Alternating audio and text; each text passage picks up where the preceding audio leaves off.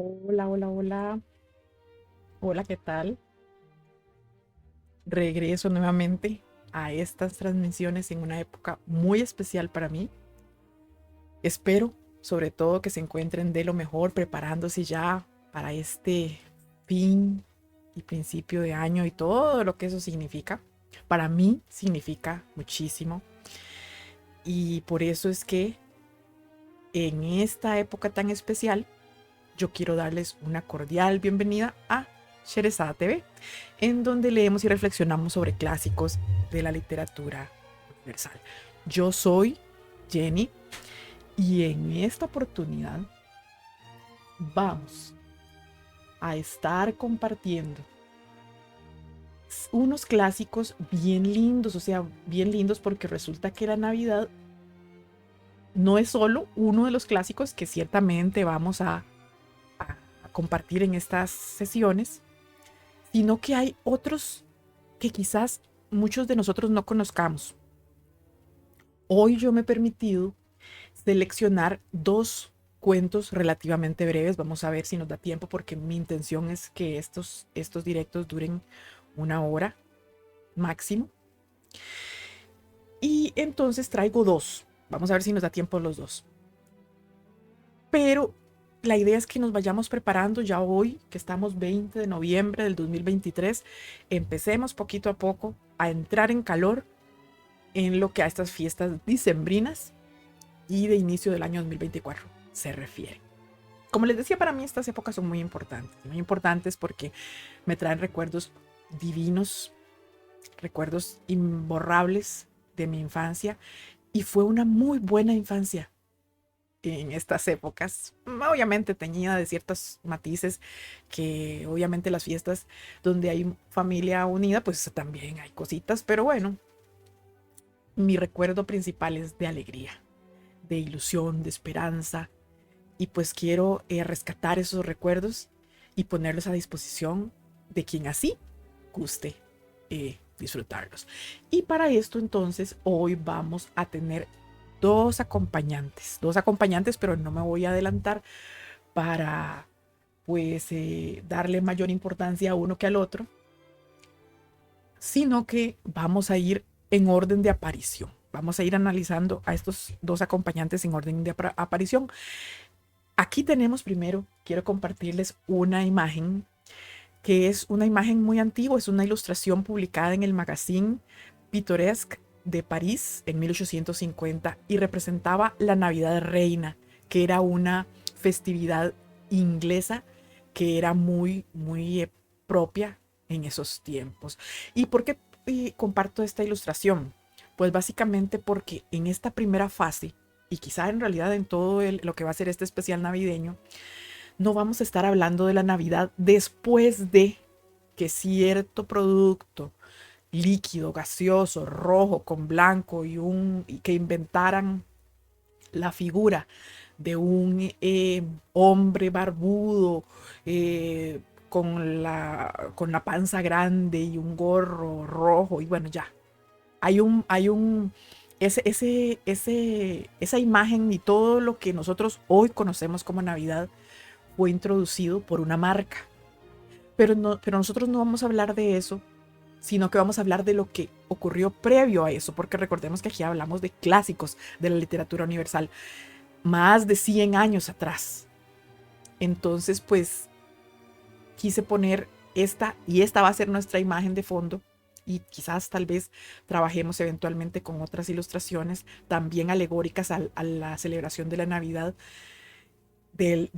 mucho antes de lo que nosotros conocemos hoy como clásico o como normal. Entonces arrancamos con esta imagen, pero no nos vamos a quedar con esta imagen, sino que vamos a entrar en materia con nuestro primer acompañante en este especial, que va a ser nada más y nada menos que el señor Oscar Wilde. Y veamos qué forma tan interesante de vestir tenía este caballero. Y uno diría, ay, ¿será que es que se vestían así en esos tiempos? Pues no. Les presento a través de esta imagen al señor Oscar Fingal of Flaherty Wills Wilde, mejor conocido como Oscar Wilde. Él vive de 1854 a 1900. Nació en Irlanda, en Reino Unido en ese tiempo, en el seno de una familia aristócrata anglo-irlandesa de Dublín.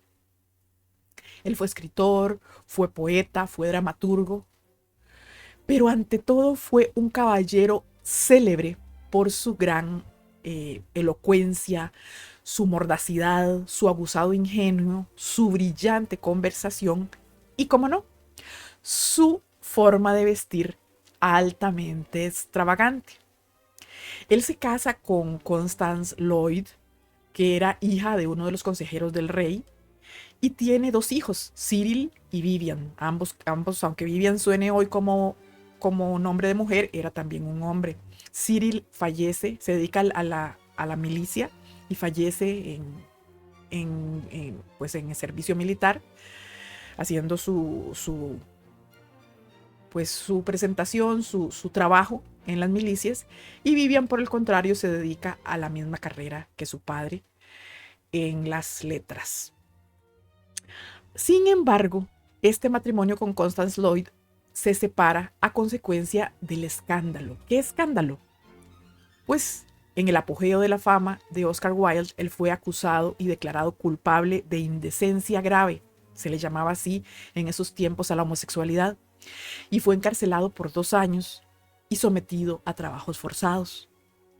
Él finalmente fallece en Francia, que sale él una vez que es liberado de la cárcel, él sale huyendo a Francia. Él dice, ya no puedo permanecer aquí porque yo no voy a dejar de ser una persona que se expresa como se expresa a nivel sexual y pues corro el riesgo de volver a ser encarcelado. Así que salió volando hacia Francia, donde la situación era más propicia para poder vivir como él quería vivir en esos tiempos. Y Francia siempre ha sido muy abierta en muchos elementos, tanto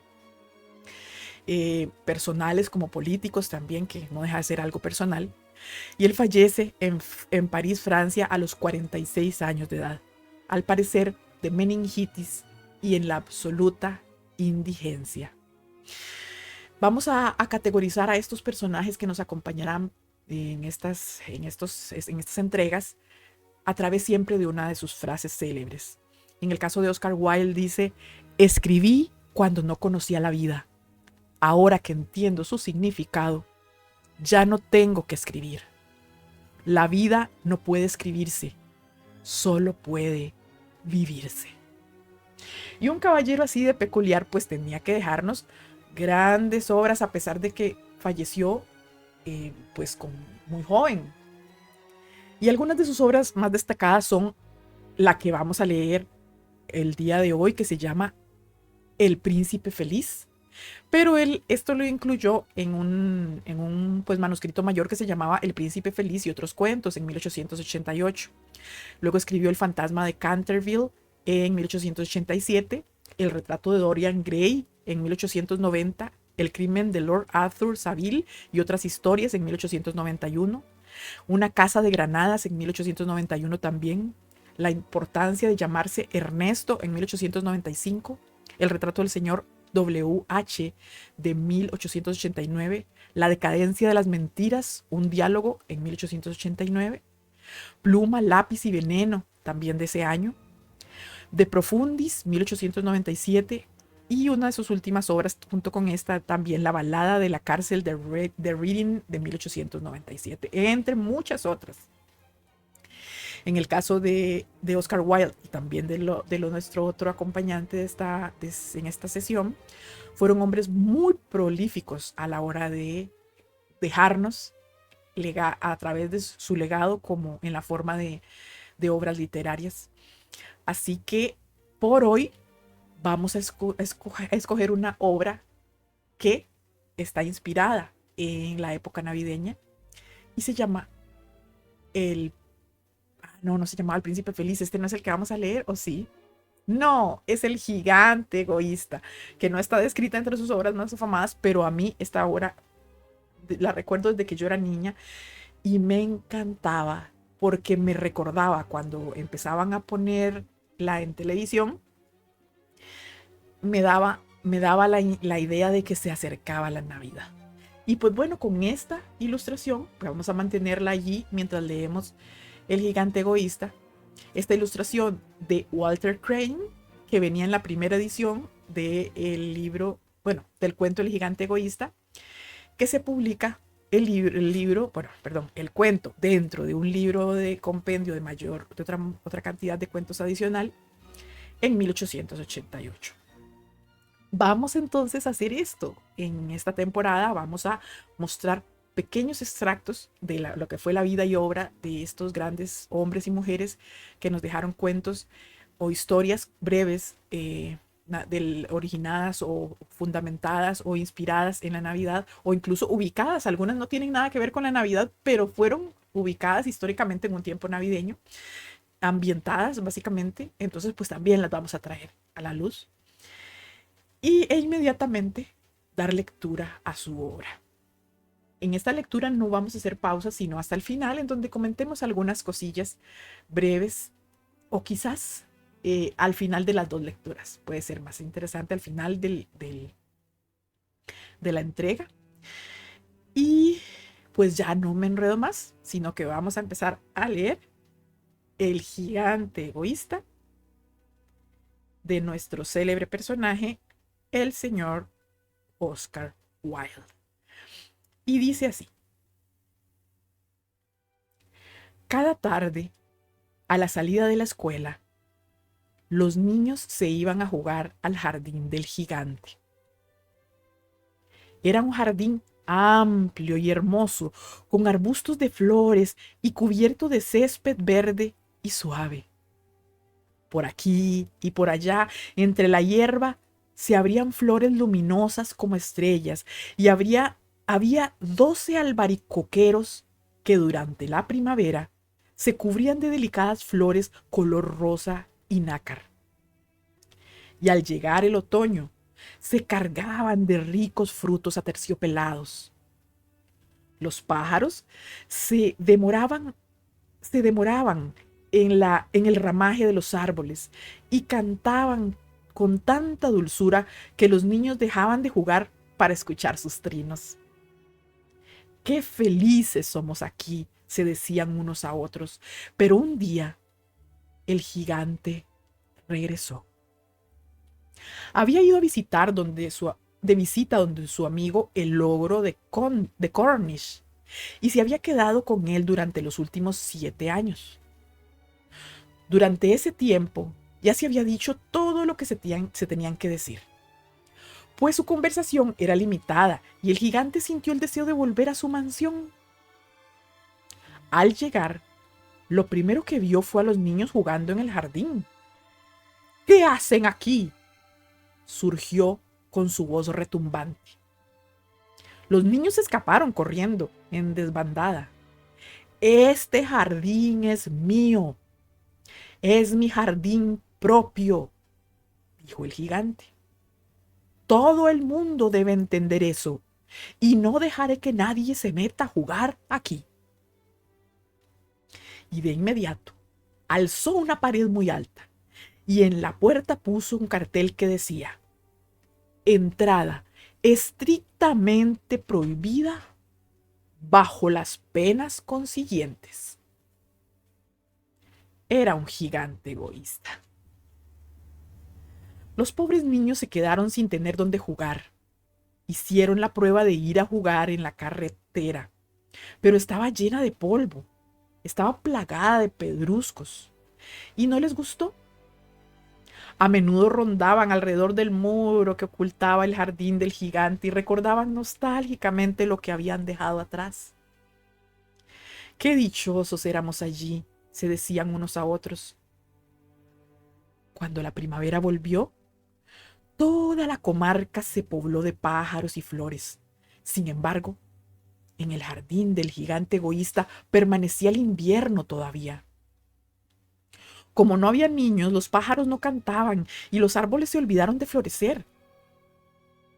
Solo una vez una lindísima flor se asomó entre la hierba, pero apenas vio el cartel, se sintió tan triste por los niños que volvió a meterse bajo tierra y volvió a quedarse dormida. Los únicos que ahí se sentían a gusto eran la nieve y la escarcha. La primavera se olvidó de este jardín, se dijeron, así que nos quedaremos aquí todo el resto del año. La nieve cubrió la tierra con su gran manto blanco y la escarcha cubrió de plata los árboles, y enseguida invitaron a su triste amigo, el viento del norte, para que pasara con ellos el resto de la temporada. Y llegó el viento del norte. Venía envuelto en pieles y anduvo rugiendo por el jardín durante todo el día, desganchando las plantas y derribando las chimeneas. ¡Qué lugar tan agradable!, dijo. Tenemos que decirle al granizo que venga a estar con nosotros también. Y vino el granizo también. Todos los días se pasaba 3 horas tamborileando en los tejados de la mansión, tucutuc, tucutuc, hasta que rompió la mayor parte de las tejas. Después se ponía a dar vueltas alrededor, corriendo lo más rápido que podía. Se vestía de gris y su aliento era como el hielo. No entiendo por qué la primavera se demora tanto en llegar, decía el gigante egoísta, cuando se asomaba a la ventana y veía su jardín cubierto de gris y blanco. Espero que pronto cambie el tiempo. Pero la primavera no llegó nunca, ni tampoco el verano. El otoño dio frutos dorados en todos los jardines, pero el jardín del gigante no le dio ninguno. Es un gigante demasiado egoísta, decían los frutales. De esta manera, el jardín del gigante quedó para siempre sumido en el invierno, y el viento del norte, y el granizo, y la escarcha, y la nieve bailoteaban lúgubremente entre los árboles. Una mañana, el gigante estaba en la cama todavía cuando oyó que una música muy hermosa llegaba desde afuera. Sonaba tan dulce en los oídos que pensó que tenía que ser el rey de los elfos que estaba por allí. En realidad era solo un jilguerito que estaba cantando frente a su ventana, pero hacía tanto tiempo que el gigante no escuchaba cantar ni un pájaro en su jardín, que le pareció escuchar la música más bella del mundo. Entonces el granizo detuvo su danza y el viento del norte dejó de rugir y un perfume delicioso penetró por entre las persianas abiertas. ¡Qué bueno! Parece que al fin llegó la primavera, dijo el gigante, y saltó de la cama para correr a la ventana. ¿Y qué es lo que vio? Ante sus ojos había un espectáculo maravilloso. A través de una brecha pequeña del muro, habían entrado los niños y se habían trepado a los árboles. En cada árbol había un niño y los árboles estaban tan felices de tenerlos nuevamente con ellos que se habían cubierto de flores y balanceaban suavemente sus ramas sobre sus cabecitas infantiles. Los pájaros revoloteaban cantando alrededor de ellos y los pequeños reían. Eran realmente un espectáculo muy bello. Solo en un rincón el invierno reinaba. Era el rincón más apartado del jardín y en él se encontraba un niñito. Pero era tan pequeñín, que no lograba alcanzar a las ramas del árbol. Y el niño daba vueltas alrededor del viejo tronco, llorando amargamente. El pobre árbol estaba todavía completamente cubierto de escarcha y nieve, y el viento del norte soplaba y rugía sobre él, sacudiéndole las ramas que parecían a punto de quebrarse. Sube a mí, niñito, decía el árbol, inclinando sus ramas todo lo que podía, pero el niño era demasiado pequeño. El gigante sintió que el corazón se le derretía. ¡Cuán egoísta he sido!, exclamó. Ahora sé por qué la primavera no quería venir hasta aquí. Subiré a ese pobre niñito al árbol y después voy a botar el muro. Desde hoy mi jardín será para siempre un lugar de juegos para los niños. Estaba de veras arrepentido por lo que había hecho. Bajó entonces la escalera, abrió cautelosamente la puerta y entró en el jardín, pero en cuanto lo vieron los niños se aterrorizaron, salieron a escape y el jardín quedó en invierno otra vez. Solo aquel pequeñín del rincón más alejado no escapó porque tenía los ojos tan llenos de lágrimas que no vio venir al gigante.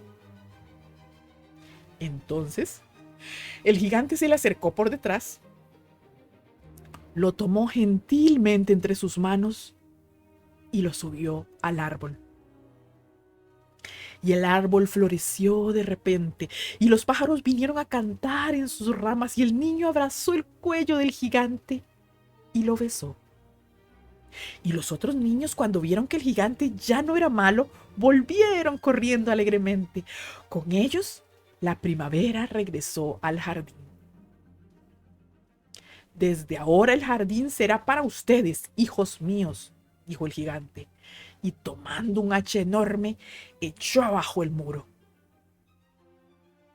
Al mediodía, cuando la gente se dirigía al mercado, todos pudieron ver al gigante jugando con los niños en el jardín más hermoso que habían visto jamás.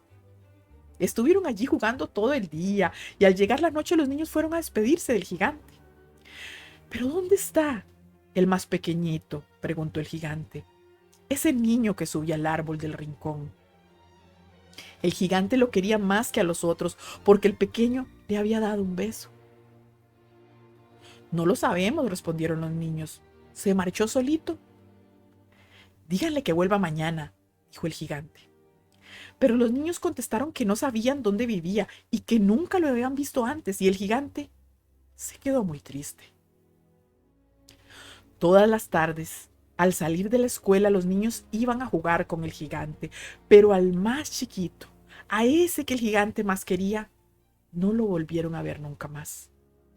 El gigante era muy bueno con todos los niños, pero echaba de menos a su primer amiguito y muy a menudo se acordaba de él. ¿Cómo me gustaría volver a verle?, repetía. Fueron pasando los años y el gigante se puso viejo y sus fuerzas se debilitaron. Ya no podía jugar, pero sentado en un enorme sillón miraba jugar a los niños y admiraba su jardín. Tengo muchas flores hermosas, se decía, pero los niños son las flores más hermosas de todas. Una mañana de invierno miró por la ventana mientras se vestía. Ya no odiaba el invierno, pues sabía que el invierno era simplemente la primavera dormida y que las flores estaban descansando. Sin embargo, de pronto se restregó los ojos maravillado y miró. Era realmente maravilloso lo que estaba viendo. En el rincón más lejano del jardín había un árbol cubierto por completo de flores blancas. Todas sus ramas eran doradas y de ellas colgaban frutos de plata. Debajo del árbol estaba parado el pequeñín a quien tanto había echado de menos. Lleno de alegría, el gigante bajó corriendo las escaleras y entró en el jardín, pero cuando llegó junto al niño, su rostro enfureció de ira y dijo: ¿Quién se ha atrevido a hacerte daño?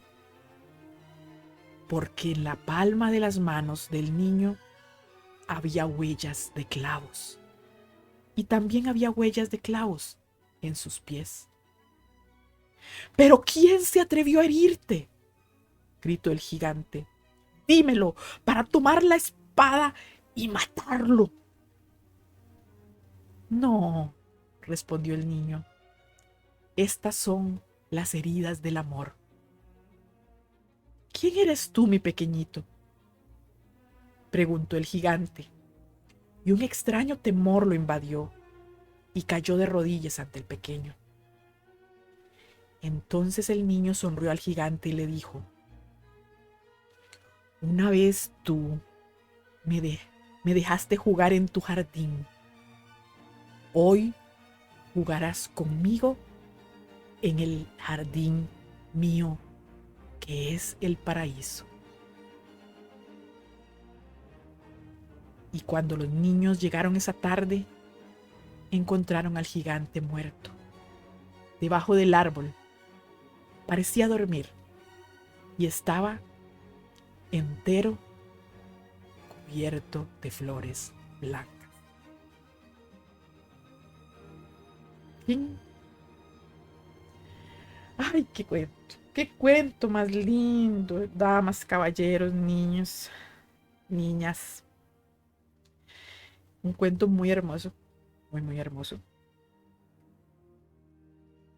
Y pues bueno, es un cuento muy utilizado, como les comentaba, en esta época navideña. Al menos en mi generación, que es muchas generaciones atrás de la que está actualmente. O varias, no muchas, pero varias. Y ya vemos que desde 1888 se está leyendo en esta época navideña. ¿Qué les pareció? Lindo, ¿verdad? Triste, triste. Y aquí creo que empezamos a hacer un... Vamos a mostrar una tendencia. Y la tendencia es que antes de la Navidad eh, publicitada por esta marca, por esta marca que les comentaba, muchos de los cuentos inspirados para esta época eran cuentos llenos de ternura, llenos de amor, pero podíamos catalogarlos, cuentos, historias con cierta tristeza. A mí hasta se me pusieron agua a los ojos, entonces permítanme tomar un poquito. Vean, vean, vean, ay, estoy feliz. Eh, entonces es importante que tengamos esto en cuenta. Muchas de las obras que vamos a leer tienen cierta melancolía que puede pues inspirarnos, tal vez algunos tristeza, pero también el propósito era bajarnos de ese run de ese corre-corre diario pues por la supervivencia humana, si se quiere, y ponernos en una posición. Pero bueno, no voy a comentar más, sino que voy a leer la siguiente obra y después de las dos obras, pues entonces nos quedamos un ratito haciendo comentarios, si todo sale bien. Entonces, Oscar Wilde fue el escritor de este cuento, El gigante egoísta, tan hermoso, de 1888. ¿Y quién va a ser nuestro siguiente acompañante? Pues nada más y nada menos que el señor Hans Christian Andersen. A diferencia de Oscar Wilde, que tenía como un nombre muchísimo más grande y entonces se pues utilizaba el diminutivo Oscar Wilde. En el caso de Hans Christian Andersen, ese era su nombre real, y ese fue el que utilizó durante toda su vida. Él vivió de 1805 a 1875. Vemos que su vida fue más larga que la de Oscar Wilde, que apenas no llegó ni a los 50 años, pero Hans Christian Andersen vivió 70 años. Él nace en Odense, Dinamarca, de una familia muy humilde. De hecho, su padre era zapatero y su madre era lavandera. Y es a su madre a quien le dedica el cuento que vamos a leer hoy. En ocasiones, su pobreza era tal que él tuvo que dormir bajo un puente y mendigar. Notemos la diferencia de orígenes de Oscar Wilde, que era aristócrata y muere en la pobreza. Y la ironía de la vida, Hans Christian Andersen nace en una pobreza muy, muy grande, pero muere en la gloria. Y vamos a continuar conversando que al morir el padre de Hans Christian Andersen, cuando él solo tenía 10 añitos, él tuvo que dejar de estudiar. Pero él siguió siendo un lector autodidacta de forma asidua. Él no podía parar, él le encantaban las lecturas de los famosos clásicos de entonces, entre ellos William Shakespeare. Y él, al crecer, hizo un intento real de ser cantante de ópera, pero todos se burlaban de él. Él fue rechazado. Pero con tantos aquellos intentos que él realizó, fue escuchado por un hombre llamado Jonas Collin, que tenía pues un puesto importante en el tema pues cultural, y además era muy cercano con el rey de Dinamarca. Entonces, a partir de ese momento, la situación de don Hans fue pues mejor, ya que Jonas Collin decide apoyarlo por el resto de su vida, convirtiéndose en su mecenas. Él entonces, inmediatamente lo que ocurre es que don Jonas Collins lo pone a estudiar, a completar su educación, y la cual logra completar con notas muy satisfactorias. Sin embargo, Hans Christian Andersen catalogaría esa época de su vida como los años más oscuros y amargos de su vida. ¿Por qué razón? Porque él ya era un niñito que era grande, pero no sabía leer y sabía escribir más o menos, pero todo lo demás él no sabía nada. Él lo que hacía era leer y leer y leer durante este tiempo que pues se quedó sin educación. Entonces lo pusieron por decirles, en el grupo de las personas que tenían equiparado el desarrollo educativo a su nivel, que eran niños muy pequeños. Entonces recibió burlas, bullying, lo que llamaríamos hoy. Fue una cosa terrible. O sea, su infancia, a pesar de que se sacó buenas notas, pues fue un niño muy solitario y pues muy maltratado por sus compañeritos. A pesar de esto, prevaleció su espíritu cultural, su espíritu eh, y más que intelectual, imaginativo, y se convirtió en un escritor y poeta famoso especialmente por sus cuentos infantiles, inspirados en parte en leyendas nórdicas, pero algunos consideran que también fueron inspirados en sus propios conflictos. De hecho, él fue el autor del Patito Feo, por decirles así.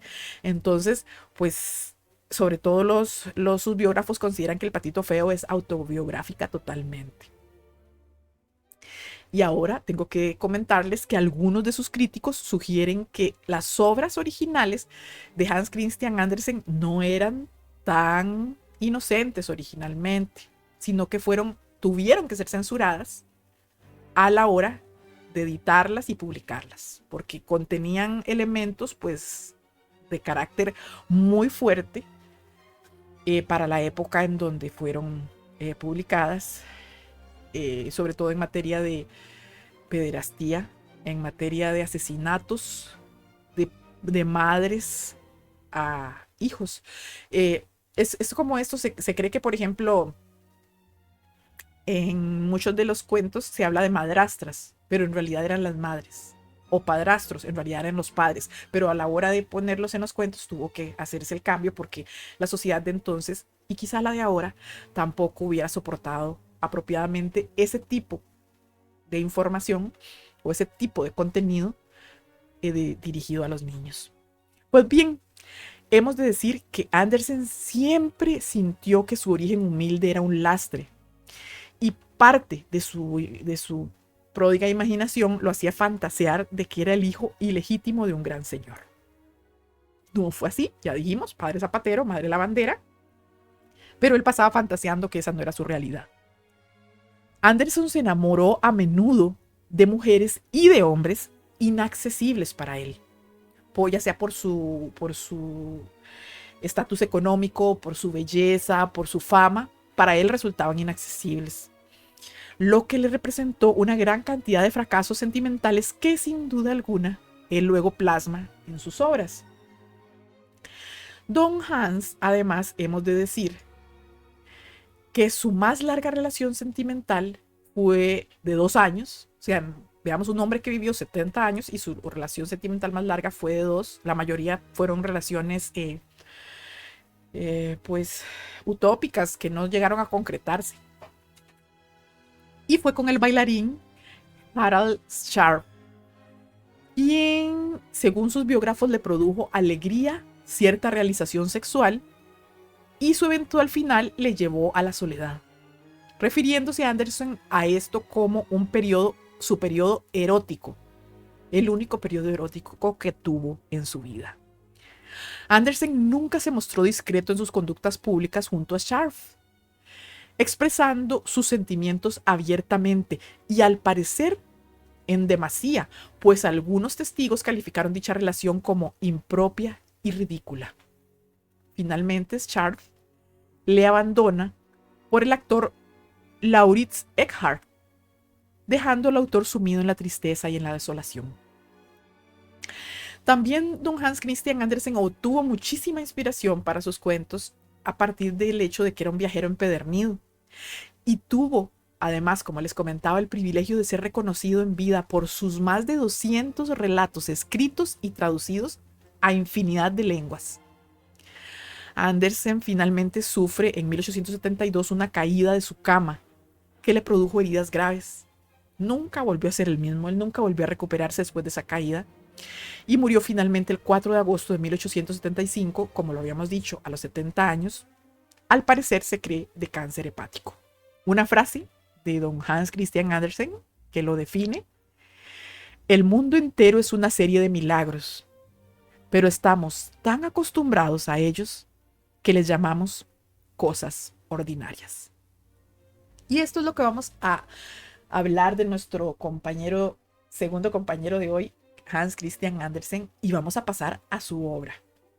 Hoy hemos elegido, bueno, antes de pasar a su obra, vamos a hablar a destacar algunas de sus obras principales, que fueron El niño moribundo de 1827, El amor en la torre de San Nicolás de 1839, Fantasía y esbozos de 1831, El improvisador de 1835. Luego tiene una etapa de 1838 a 1843 sumamente activa en cuanto a la creación de cuentos para niños. Este es el caso del Patito Feo, El traje del nuevo emperador, El soldadito de plomo, El ruiseñor, La sirenita, que está tan de moda, Pulgarcita, La pequeña cerillera, que es la que vamos a leer hoy, El alforfón, La princesa y el guisante, es una obra que a mí siempre me ha llamado la atención, La reina de las nieves, El cofre volador, entre muchísimas otras. También él era poeta, entonces El bazar del poeta lo escribe en 1842, La aventura de mi vida, escribe su propia autobiografía en 1855. Ya dijimos El bazar del poeta, perdón, en Suecia en 1851 y en España en 1862, porque él viaja a esos países, entonces escribe unos libros que se llamaban así, en Suecia y en España. Y ahora sí, dicho esto, les dejo aquí con la ilustración original del libro el cuento La pequeña cerillera, perdón, que en su primera edición fue realizada esta ilustración por Anne Anderson y data de 1845 específicamente. Y vamos a leer entonces La pequeña cerillera. Es un cuento muy breve, pero muy lindo también, muy lindo, es también muy triste. Se los advierto, vayan por pañuelos si es necesario. Yo espero no necesitarlos, pero tal vez sí, así que voy a tomar agua para prevenirlo. La pequeña cerillera también es conocida como La niña de los fósforos. Es conocida esta obra de Hans Christian Andersen y dice así.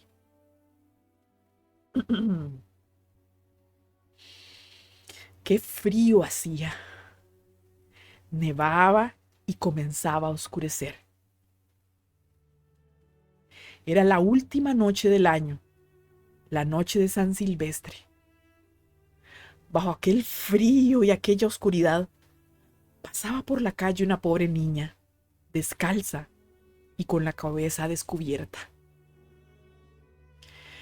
Verdad es que al salir de su casa llevaba zapatillas, pero ¿de qué le sirvieron?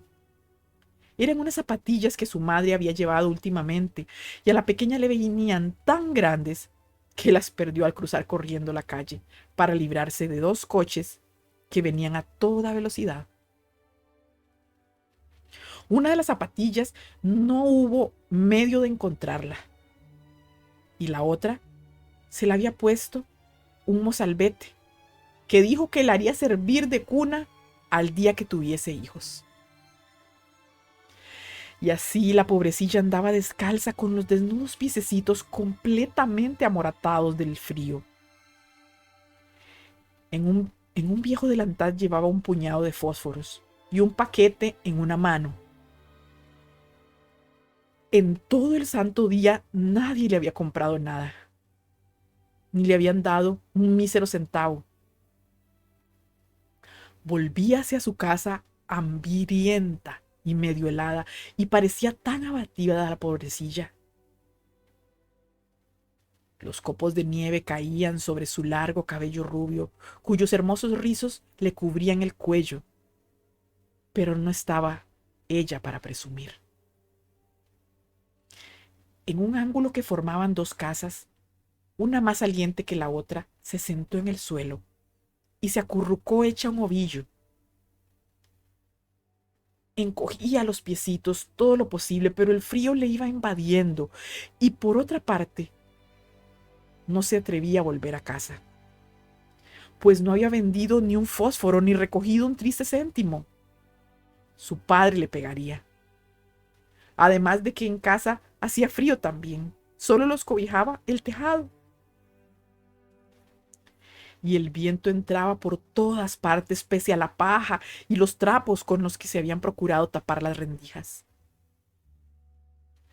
Tenía las manitas casi adheridas de frío.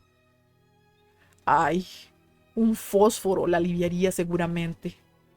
Si se atreviese a sacar uno solo del manojo, frotarlo contra la pared y calentarse los dedos. Y sacó uno. ¡Rich! ¡Cómo chispeó y cómo quemaba! Dio una llama clara, cálida, como una lucecita, cuando la resguardó con la mano. Una luz maravillosa. Le pareció a la pequeñuela que estaba sentada junto a una gran estufa de hierro con pies y campana de latón. El fuego ardía magníficamente en su interior y calentaba tan bien. La niña alargó los pies para calentárselos a su vez, pero se extinguió la llama. Se esfumó la estufa y se quedó sentada con el resto de la consumida cerilla en la mano. Encendió otra, que al arder y al proyectar su luz sobre la pared, volvió a estar transparente, como si fuese de gasa, y la niña pudo ver en el interior de una habitación donde estaba la mesa puesta, cubierta con un blanquísimo mantel y fina porcelana. Un pato asado humeaba deliciosamente, relleno de ciruelas y manzanas. Y lo mejor del caso fue que el pato saltó fuera de la fuente y, nadeando por el suelo con un tenedor y un cuchillo a la espalda, se dirigió hacia la pobre muchachita. Pero en aquel momento se apagó el fósforo, dejando visible tan solo la gruesa y fría pared. Encendió la niña la tercera cerilla y se encontró sentada debajo de un hermosísimo árbol de Navidad. Era aún más alto y más bonito que el que viera la última Nochebuena a través de las puertas de cristales de la casa del rico comerciante. Millares de velitas ardían en las ramas verdes y en estas colgaban pintadas estampas semejantes a las que adornaban los escaparates. La pequeña levantó los dos bracitos y entonces se apagó el fósforo. Todas las lucecitas se remontaron a lo alto y ella se dio cuenta de que eran las rutilantes estrellas del cielo. Una de ellas se desprendió y trazó en el firmamento una larga estela de fuego. Alguien está muriendo, pensó la niña, pues su abuela, la única persona que la había querido, pero que estaba muerta ya, le había dicho: cuando una estrella cae, un alma se eleva hacia Dios. Frotó una nueva cerilla contra la pared. Se iluminó el espacio inmediato y apareció la anciana abuelita radiante, dulce y cariñosa. «Abuelita», exclamó la pequeña, «llévame contigo. Sé que te irás también cuando se apague el fósforo. Del mismo modo que se fueron la estufa, el asado y el árbol de Navidad». Se apresuró a encender los fósforos que le quedaban, afanosa de no perder a su abuela. Y los fósforos brillaron con luz más clara que la del pleno día. Nunca la abuelita había sido tan alta y tan hermosa. Tomó a la niña en el brazo y envueltas las dos en un gran resplandor, henchidas de gozo, emprendieron el vuelo hacia las alturas, sin que la pequeña sintiera ya frío, hambre ni miedo. Estaban en la mansión de Dios nuestro Señor. Pero en el ángulo de la casa, la fría madrugada descubrió a la chiquilla rojas las mejillas y boca sonriente, muerta, muerta de frío en la última noche del año viejo. La primera mañana del año nuevo iluminó el pequeño cadáver sentado con sus fósforos. Un paquetico que decía que parecía consumido casi del todo. Quiso calentarse, dijo la gente, pero nadie supo las maravillas que había visto, ni el esplendor con que en compañía de su anciana abuelita había subido a la gloria del año nuevo. Fin. Ay, pues, ¿qué puedo decir? Esta es la obra La pequeña cerillera o La niña de los fósforos, también conocida, de don Hans Christian Andersen. Y bueno, ¿qué podemos comentar para cerrar esta emisión de hoy? Pues hablemos primero del gigante egoísta. A mi criterio, pues habla, pues obviamente de una historia muy, muy linda. Ambas historias en el fondo terminan con la muerte. Recordemos que era una época en donde la muerte no era, pues a nadie le gustaba morir, nunca le ha gustado morir a nadie, pero no era tan mitificada, no tan oculta, tan algo de lo que no se quiere ver. En nuestros tiempos vemos que la muerte como un castigo.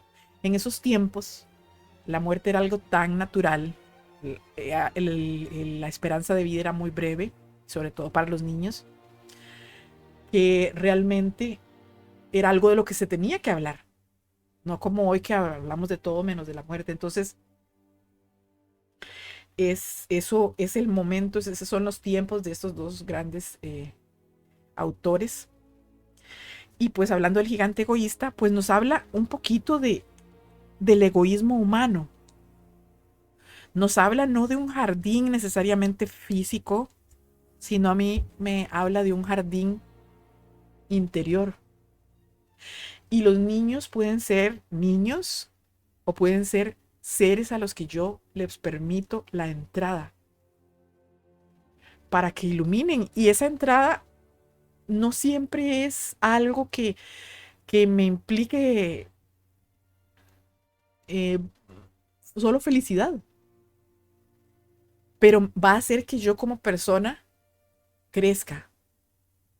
También me puede implicar dolor, como al gigante. Durante todo ese tiempo que él dejó de ser egoísta, tenía un dolor en su corazón de no ver más a ese pequeñín que le había dado el beso, le había abrazado del cuello, le había convertido, le había dado a entender lo importante que era dejar el egoísmo atrás.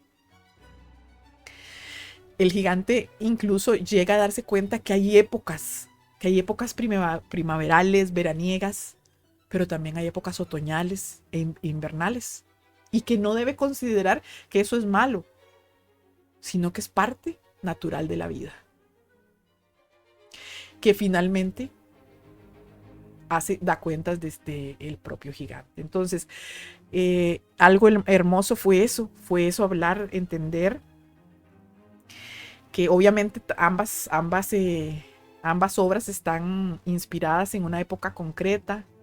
Ambas hablan de una creencia en el caso de ellos, luterano o cristiano, o cualquier forma de cristianismo, porque ellos fueron pues invitados a escribir sobre una celebración que es judeo-cristiana, no, judeo no, es cristiana. Y entonces, pues obviamente ambas tienen referencias a esta creencia, a esta religión. Entonces, pues yo puedo decirles que esa es mi sensación. Mi sensación es hablar de mirar mi propio egoísmo personal. Este fin de semana estuve en una actividad y me comentaban que personas más jóvenes que yo, por supuesto, que muchos de sus amistades después de la pandemia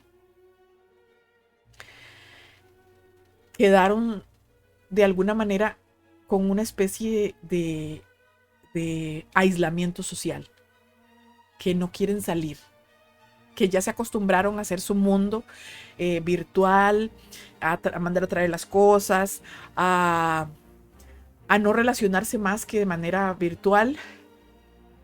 Y eso a mí me hace pensar en esta obra del gigante egoísta. Porque yo fui una persona que tuvo muchísimo miedo, desarrollé muchísimos cuadros de ansiedad durante esa época.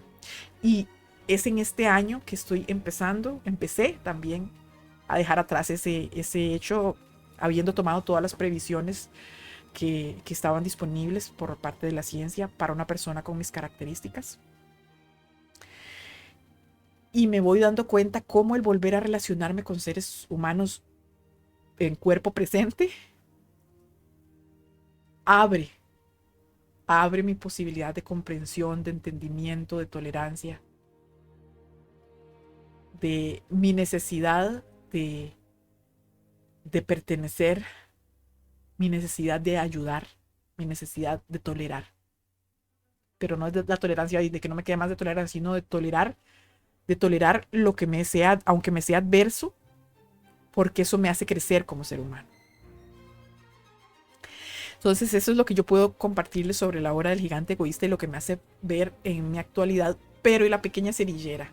La pequeña cerillera no se aleja mucho de esto porque habla pues, del abuso infantil. Empecemos por allí.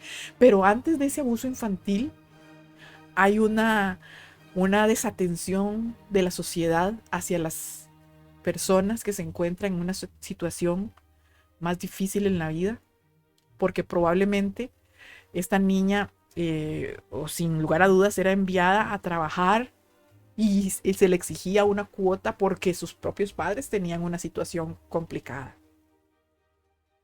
A pesar de ello, ella recordaba lo que era el amor a través de su abuela. Y también nos hace, al menos a mí, sentir la importancia de que en lo poco o en lo mucho, en esta época en especial, pero en todas las épocas, en esta época en particular, pero en todas las épocas en general, yo debería dar una mirada para poder colaborar en lo que me sea posible con las personas que están pasando una situación más delicada.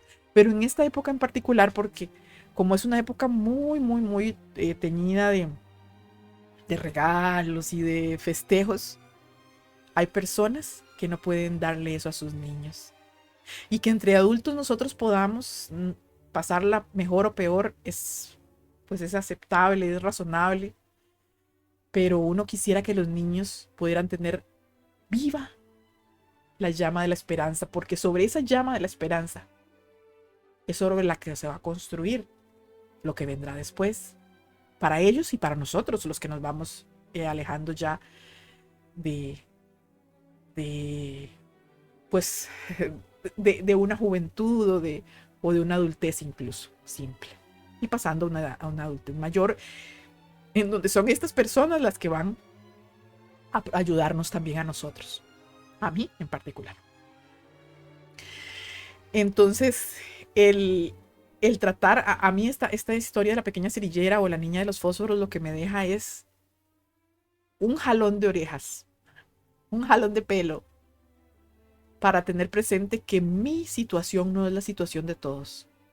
Y también, por supuesto, habrá gente que está en una mejor situación, pero yo no puedo hablar por ellos. Yo puedo hablar de mi situación con respecto a la situación de otras personas. Y no ser, y no ser eh, miopes o intencionalmente miopes incluso. Y esta situación me acaba de recordar y me da un compromiso esta, esta lectura, porque aquí yo vivo en un país en donde hay mucha migración desde América del Sur hacia América del Norte. Y es común ver a madres, padres, familias con niños pequeños que están haciendo esa ruta y que en las ciudades se quedan un rato vendiendo confites o mendigando con el propósito de obtener lo necesario para continuar su viaje hacia el norte. ¿Qué tipo de Navidad van a pasar esos niños? Me deja pensando en ellos, pero también en los que no sean migrantes, en los de mi propio país. ¿Qué puedo hacer yo? No tengo que dejar todo lo mío, pero ¿qué puedo hacer yo? ¿Qué puedo hacer para que esta época sea un poquito más feliz? Pero no solo esta época, recordemos. Esta época es una recarga de energía para mí que me lleve adelante, que me lleve adelante para el resto del año venidero. Y bueno, también habla de que la muerte muchas veces es una liberación de una vida llena de sufrimiento. Y ojalá o sea, la muerte es como es, pero ojalá que podamos nosotros todos como sociedad no nacional, sociedad mundial, quitarnos esa bendita de los ojos y permitirnos ver más allá de nuestro propio ombligo, de nuestra propia nariz, de nuestro propio jardín egoísta. Y bueno, es lo que yo les puedo compartir. Me ha encantado. Estas dos obras personalmente tienen un trasfondo personal, valga la redundancia, muy especial, porque de niña yo ansiaba que llegara la presentación en tele de estas obras a través de unas fábulas con unos, eh, con unos dibujos animados hermosos y una música de fondo tiernísima. Entonces me van introduciendo a mí misma que he estado un poquito fría en cuanto a la comprensión de que viene una etapa que siempre ha sido hermosa para mí y que pues hoy quiero sin duda arrancar. Vamos a ver cómo nos va. Me estoy apenas acomodando con la agenda, pero en principio son estas presentaciones, esperemos de una hora, estos compartires y pues el tiempo se nos ha terminado. Yo agradezco ampliamente el que me hayan acompañado y les invito a que vayamos yendo a sacar. Algunas personas ya muy motivadas tienen sus casas adornadas, yo todavía no. Hoy empiezo junto con esta pues sesión y a todos empezar a desempolvar, sea lo que sea que nos guste sacar, no necesariamente pues somos, en mi caso yo no soy estrictamente cristiana, sin embargo, eh, hay cositas que me motivan y pues son las que voy a empezar a sacar y a adornar. Así que les envío un abrazo, les agradezco mucho su atención y les invito a que no se pierdan la próxima oportunidad en donde nos volvamos a encontrar en este especial. Este especial va hasta tal vez en inicios de enero, no lo sé. En donde nos volvamos a encontrar aquí, ¿a dónde más? En Sherezada TV. Muchísimas gracias y hasta la próxima. Chao.